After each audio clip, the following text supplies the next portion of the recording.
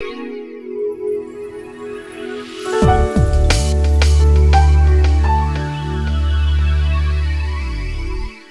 Obama saga continues today as the president came under severe criticism from members within his own party, including former President Bill Clinton.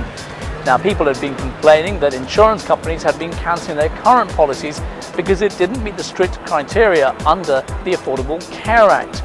The president said that now families will be able to keep their insurance policies for one more year and admitted that actually this would help not all, but some Americans. And of course, you can see more from the president later on in the program. Adam?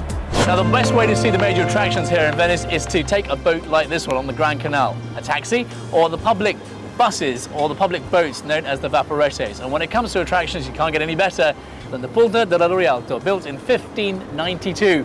Yeah, the pollsters are going to have to go back and do their homework over and over again and see where they went wrong. And apparently the pollsters got it right during the Scottish national elections. And the question there was, should Scotland become independent from the rest of the United Kingdom? So that was more in line with the elections this time round than they predicted in 2010. Now, it's a complete turnaround for Cameron. What he's done effectively is now taking it back to the two-party system. Piazza St. Marco, the perfect place to soak up some of that local Venetian atmosphere and, of course, to stop for a coffee break. Perfect timing.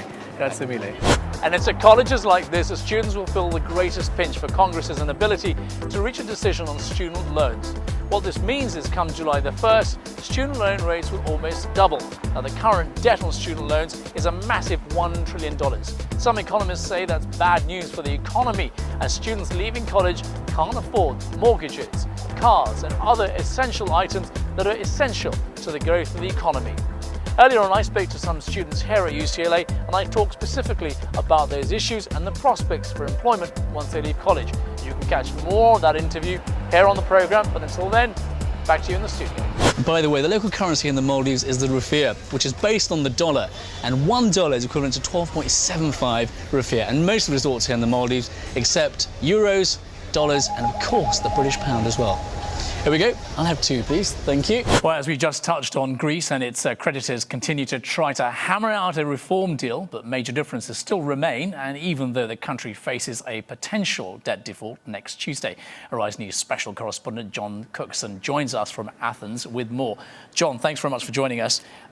What's the latest on this crisis? It's an ongoing crisis. What's the latest there where you are? The level of service and friendliness is unsurpassed even by legendary Mauritian standards. They've taken care of every single detail. The team here at the resort aim to turn service into an art form. They'll turn up and spray you down with cool water in this hot sun, and they'll even clean your sunglasses.